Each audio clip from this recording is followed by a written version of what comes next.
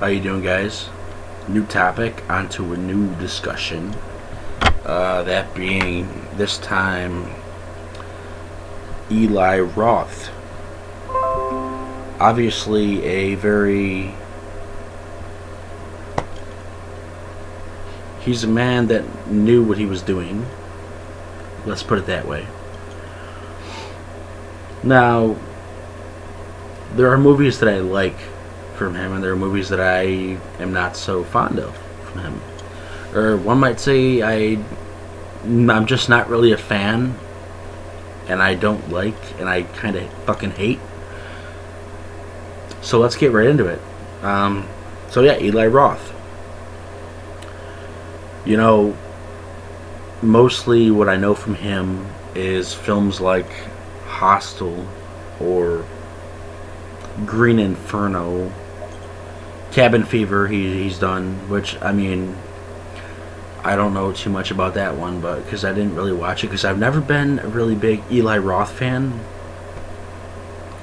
I was always just kind of more straightforward slasher, enjoying a masked serial killer picking people off one by one with a machete or hatchet or chainsaw or whatever the fuck type of tool.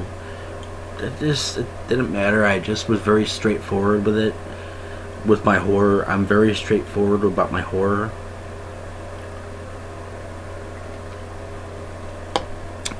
And when it came to Eli Roth, it was like there was dick measuring, there was something to prove. Which, don't get me wrong, now I'm going to get into some films that I like from Eli Roth. Hostel's not one of them. It's just not one of them. It's too much torture porn. It gets too much into the category of torture porn for me. I can't. One guy, his dick gets torn off, and I don't want to see a dick. So the second film, I think it's the second film or it's a third film where they're at the casino, and a guy gets his face completely taken off, and he's crying "Oh, I have grandchildren, please." His face is being just taken off. That traumatized me for a while. Now, do I think that Eli Roth is very skilled?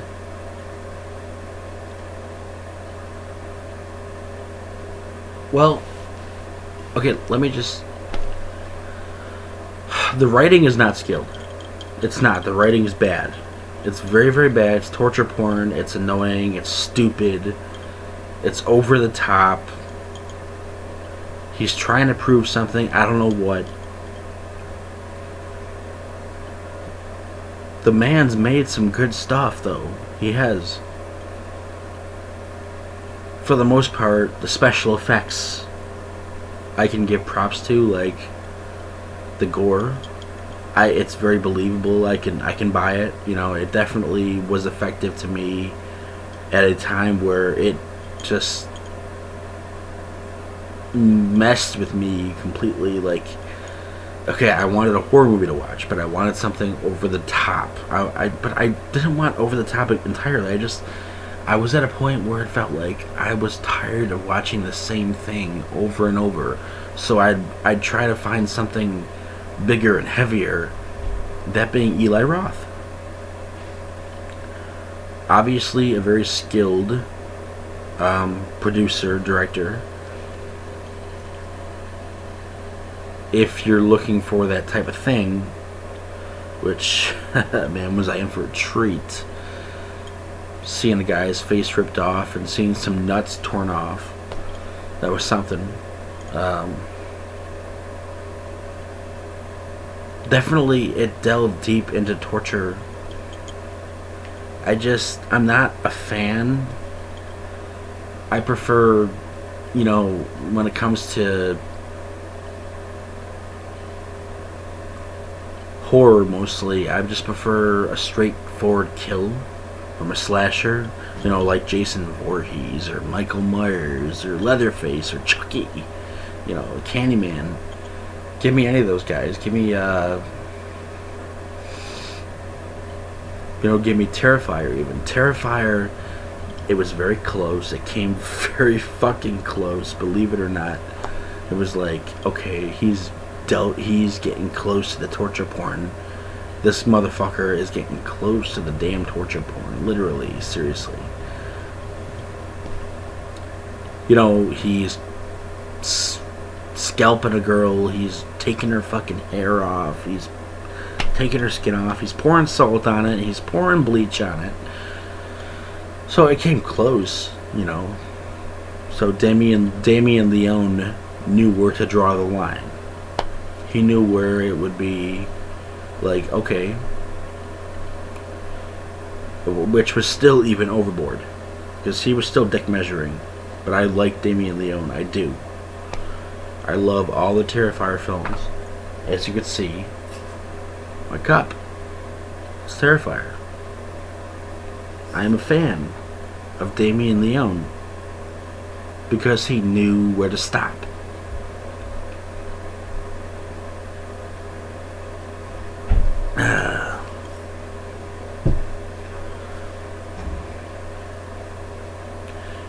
It's not even about where to stop. It's more about the characters sucked. Like, I have no reason to like these characters. Why should I root for them? Okay, they're getting their face torn off, and it's sad. Kind of sad to watch at times. Like, one guy gets his balls ripped off, but he actually deserved that one. But I think that's the first film he deserved that.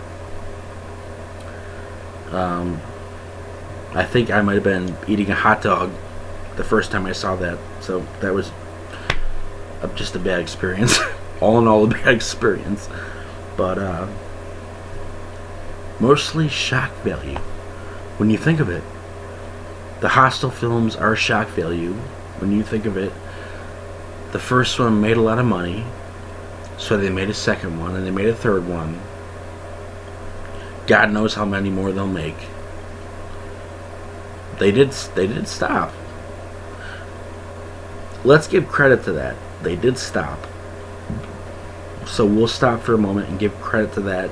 They stopped. So but yeah, Hostel. Basically, these people go to another country on vacation, and they're captured and tortured, or they're hunted one by one. There wasn't much hunting, and that was a big thing with me. Is with the Hostel films, it would have been awesome if we got more hunting and less torturing, because I'm a big suspense guy. I like suspense. So give me some good actors, which we had bad actors. They were terrible fucking actors. Literally, I cannot sit through these movies. I can't do it. And there was no suspense because they were already captured and they were just tortured through the whole movie. And even with the that's another thing with me. Like, if there's no suspense, why watch? It's just torture. What's the point? With the Human Centipede, like, a person gets their fucking mouth super glued to someone else's ass, and that's the point of it. And there's just no suspense. There's no build-up. Then I don't care about the characters because I don't have a reason to care about the characters. I have no reason to care about the person who's even doing it. Why is he doing it to begin with? Can we know about his backstory? I mean, in which they don't really delve into. I don't believe. But like, the Hostel films, I was never big on. Eli Roth, I'm not big on. Haunt from 2019 is a good slasher film that Eli Roth had a hand in, I believe.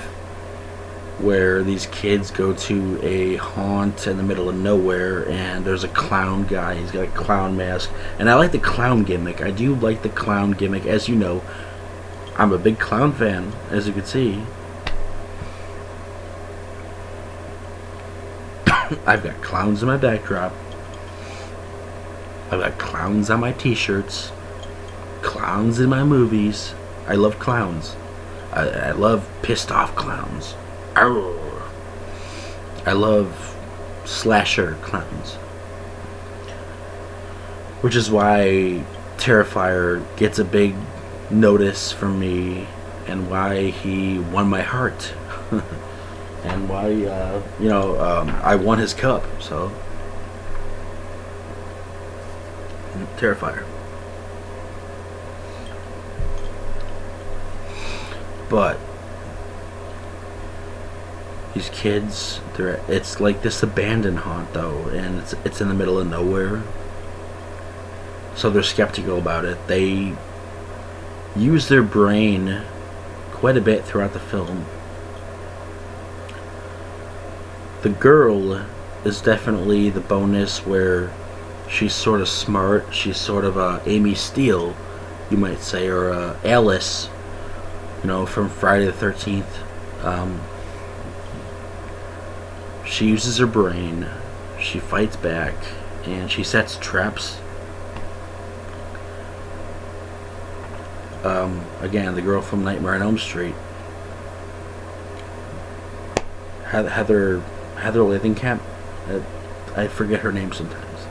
But yeah, she's a great scream queen too. I just forget her name, and it's hard to pronounce. But I do know her. It's kind of like when she set the traps up in the first movie to get Freddy. She sets these traps up to get him. It's like that.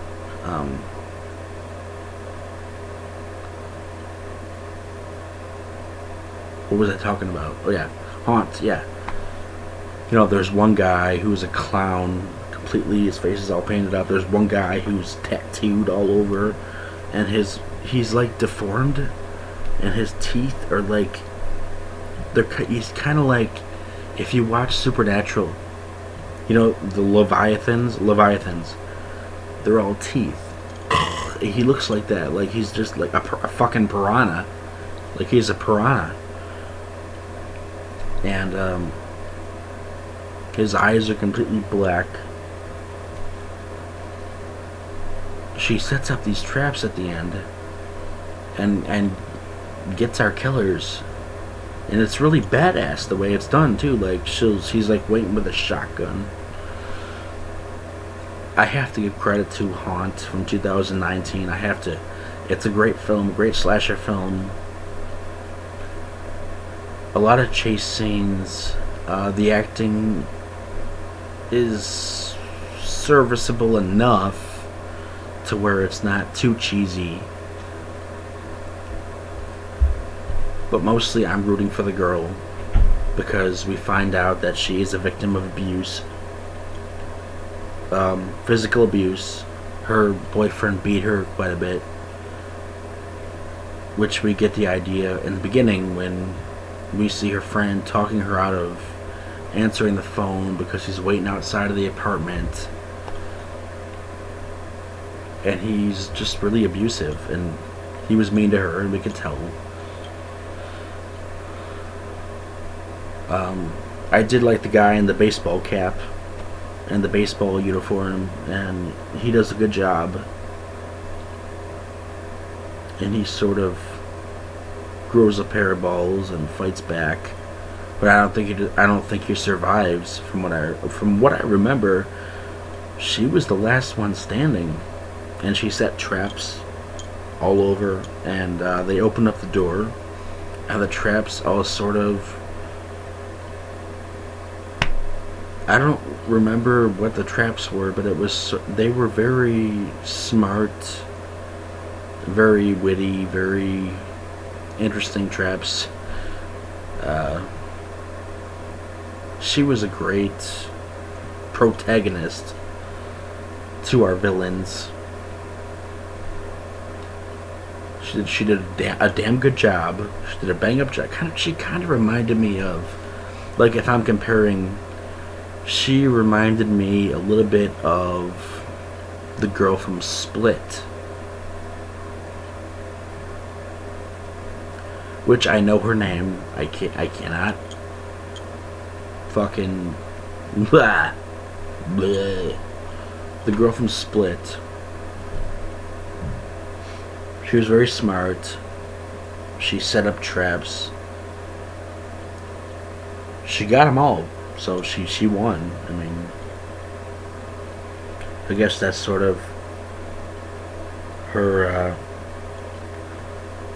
winning and taking the experience from her past traumas.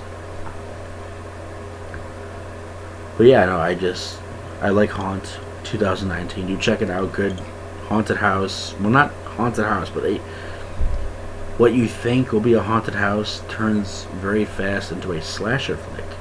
So do check out Haunted House.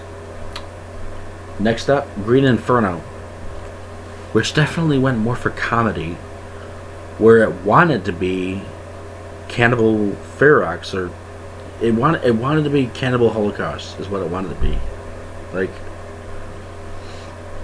that's what it was trying to be, but it failed.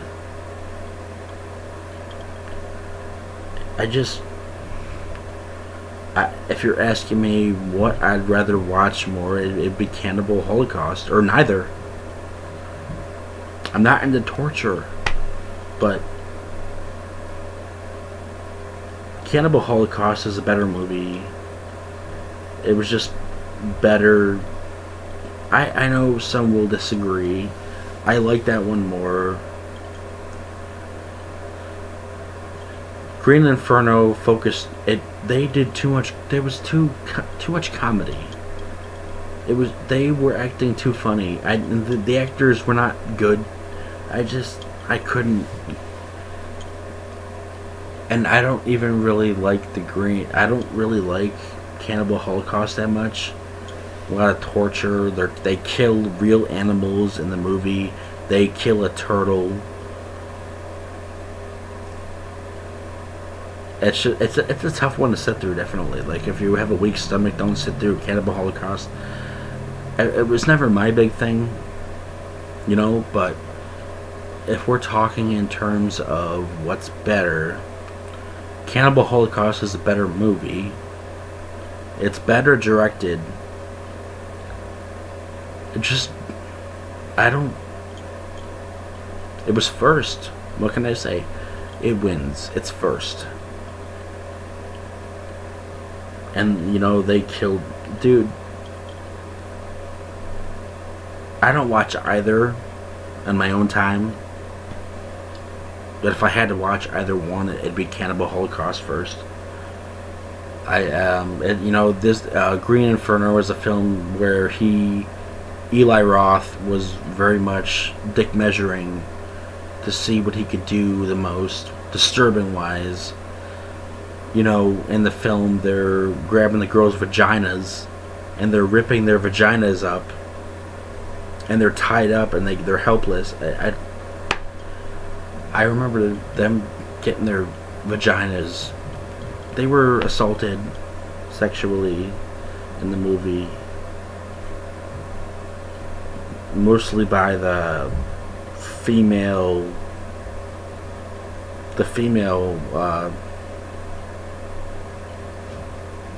whatever you call them, Native American. What's the proper? I don't even want to be offensive. Like, I'm not a fan. I'm not. And I don't like what they did with the tribe in Green Inferno. I feel like I like what they did with the tribe more in Cannibal Holocaust. I like that more. Where I felt like we could... I almost felt like we could root for them a little bit more. If that sounds funny, I'm sorry, but I just... in the Cannibal Holocaust, the girl with the stick, she's impaled on the stick and it's coming up like through her ass and out her mouth. It's, everyone knows about it, or everyone knows the image. They don't know the name of the movie, but they know the image. So it's like they're familiar with it. But yeah, no, Green Inferno, he's trying to be Cannibal Holocaust, but he fails. He fails. So that's my opinion. If you're going to get mad about it, go cry. That is my opinion. I'm not a really big Eli Roth sort of fan. Thanksgiving, a good one that came out 2024. Good slasher. A fun one. The acting, well, it's not perfect. It isn't over the top either, though. It's no one's trying to act like it's. No one's trying to be over the top. The acting's not perfect, but the characters are likable enough to where I can get with it and get with the story, and I like what's going on, and I understand the viewpoint of the slasher, which is a very interesting. It's a very interesting idea where I can get behind the slasher and why he's doing what he's doing to begin with, because I felt bad from what happened during what we see is the Black Friday tragedy, where people are knocking one another over. They're very just inhumane. They're just knocking people over during the Black Friday sale, and people get their heads stepped on. People get trampled. People get abused. One woman nearly dies. It definitely makes you root for the slasher. And you got Patrick Dempsey in there as a cop, which you find out at the end. Slashers. Spoilers. If you're watching, you find out, Patrick Dempsey is the slasher at the end. Kills a few people.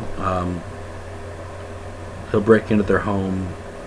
He gives a quick 180 twist of the head, and someone's head goes flying off, from what I remember, which is a very Jason Voorhees style kill. And he leaves the cat alone, and he gives the cat some food, so at least he doesn't kill the cat. And he even feeds it. So he's a gentle slasher, very gentle. I can get behind that. But you definitely feel bad and you feel remorse for the people who were trampled in the Black Friday tragedy. There's a bunch of dicks in there, like they don't care about anybody but themselves. They wanted to steal a bunch of shit. Well, they deserve to get slashed. They deserved it.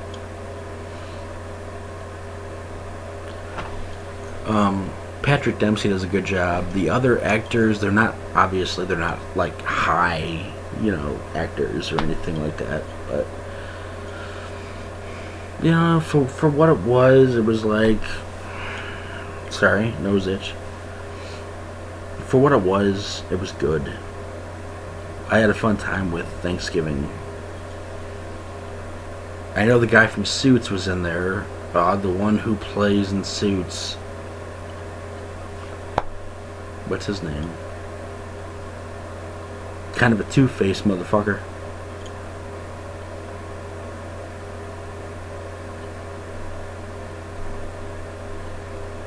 I could feel his name in the back of my head. Did you ever just feel someone's name in the back of your head, but you cannot remember it? That's how I feel about him. So, but he did a good job in the movie. So,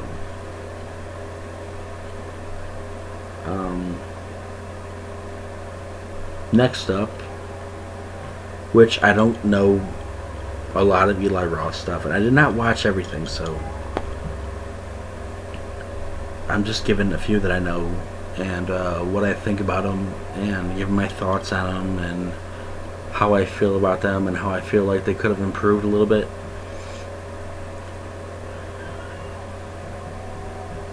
Next was originally a Netflix show, actually.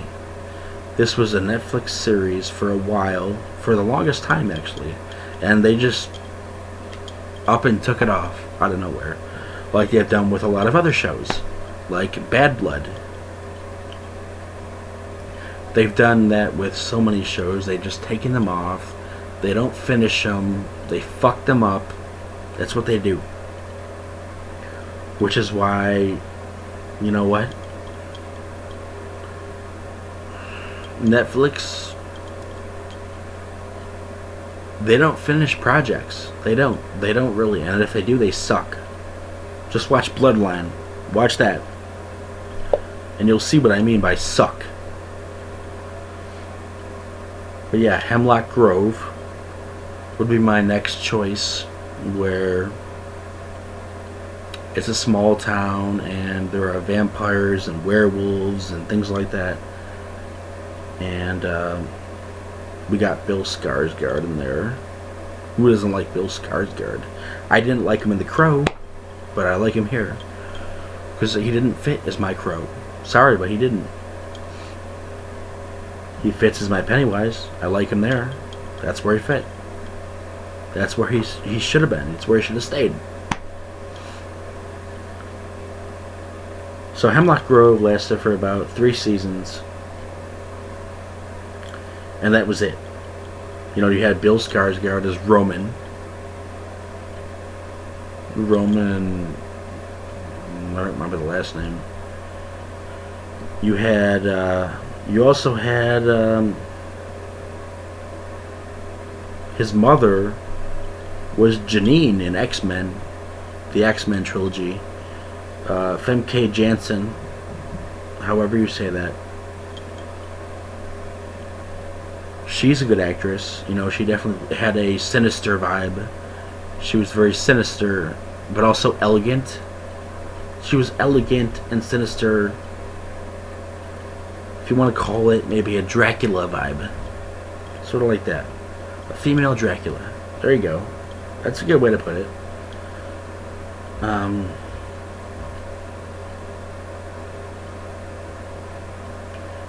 You know, she was protective of her family and her son, but you could tell that if you crossed her, she definitely would not hesitate to have you buried. Would not hesitate to claw your fucking eyes out or whatever. The daughter, because Bill Skarsgård's sister is sort of a mutant type of person, I don't know what you call her, but she's like overgrown. She's disfigured. A character played by Madeline Martin, who was very famous for her, from what I know at least, from her role as Becca in Californication with David Duchovny. She was the young daughter, Becca, who was really into band, and she sang and she played guitar. That's her. Can you believe that?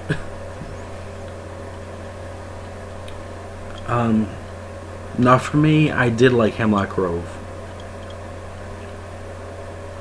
I thought it was a fun show to watch for a while, but it just stopped. You know, after 3 seasons, it was like, okay, we could have done more. You know, we could have done something almost like a Supernatural type of deal. It ended fairly soon, which was very sad. And he could have done better. But you know, the show definitely does have, you know, Eli Roth vibes. Maybe without the torture. You definitely get the gore. There's a lot of gore.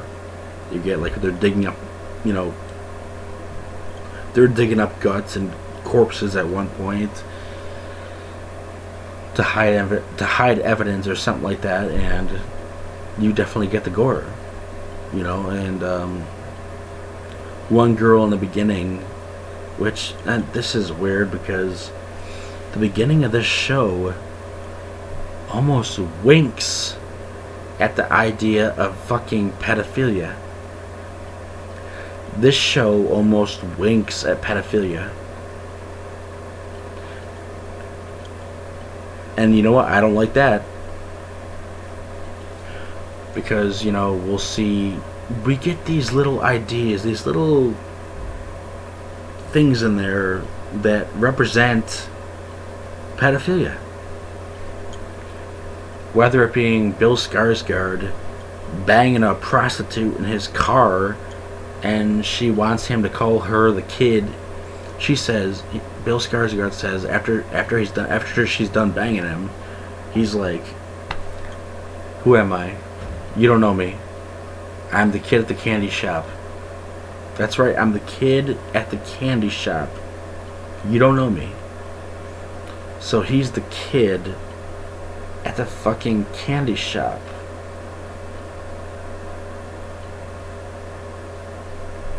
Cringe. It's one of those things I noticed. Like, it's not promoting it, but there are little pedophilia marks in there, like, and the teacher, by the way, the teacher in the beginning, where there is a high school girl in the classroom and she has a crush on her teacher, so she'll like write a note to her, and the teacher writes back, and then she goes and waits for the teacher at nighttime because they're gonna meet up or something, and she's up in like a wooden treehouse type of thing, and something breaks in and kills her, so we get a nice kill there. But it's like, you know, I can't get mad because, you know, other shows have done it. Like Shameless has done the whole pedophilia thing, you know, where the cashier in the shop is like 40 years old and he's banging Ian. So I can't get mad at that, but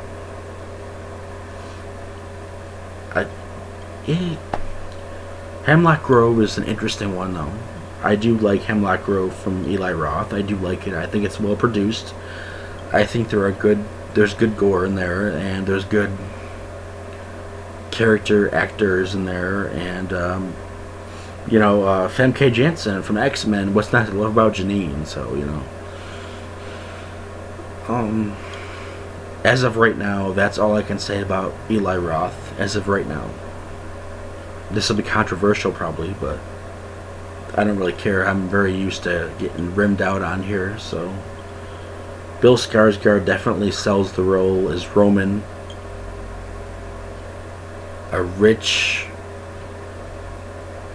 sort of the son of a rich family, which I forgot to mention, his mother is rich. They are rich, they are powerful. Where the other kid, which I don't know his name, but I know his face, because I believe he was in Battleship. He's got the long hair, and he's very rebellious, and you know, he's drinking beer, and he's a fun guy, and definitely a metalhead. And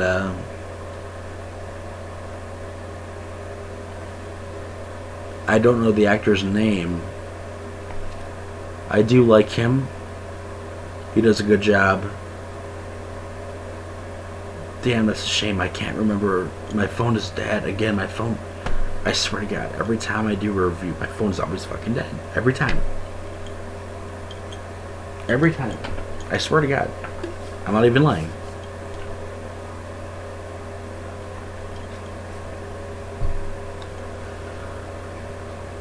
Yeah, I do like, I like both the actors, Roman and his friend.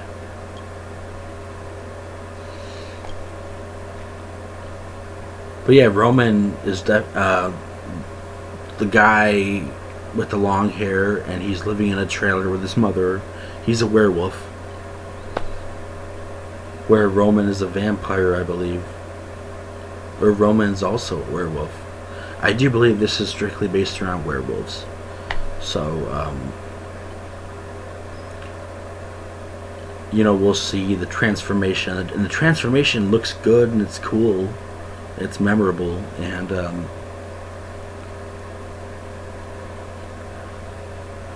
I like the idea of him being sort of a upper class, and the other guy is sort of in an RV with his mom. He likes rock and roll. He's against the man, and he sort of has a thing with Roman's sister, who's disfigured. And I think that's where Roman starts to like him too. I think that's where he starts to like him and trust him, and they bond a little bit. Which, I gotta be honest, I did not watch the end of the show, so I don't know what happens from there. But what I can tell you is that I did like the characters. I did like the outcome of what I saw from the beginning and thereon. But up until the end, I don't know. I will give it to Famke Janssen. She did a good job. I really liked her in 100 Feet, where she kills her abusive husband, and his spirit sort of stalks her and lingers. That was a creepy one. I'm getting too deep into the... Maybe I'll just do a separate review on that. I think I might do a separate review on that one, maybe. But as far as Eli Roth goes, I don't know much about him. I do like Haunt. I do like Thanksgiving. I like Hemlock Grove. The Hostel movies I can't get into. Green Inferno, again, it's trying to be shock value. It's trying to be Cannibal Ferox. It's trying to be something where it's too comedic, where the other film took itself a little bit more seriously. So I'd rather watch the old ones, but that's just me. But this went on longer than it had to also. So if you did watch, thank you. If you hang in there, thank you. If you hung in there, thank you. And hope everyone's having a happy new year. I have plans coming up. I have hopefully some commentary plans coming up, and hope to get them done. And I'm not sure what those will be yet. I do want to, one is A Nightmare on Elm Street, which I'm going to do. Actually, requested by a friend on here. Good friend of mine on here.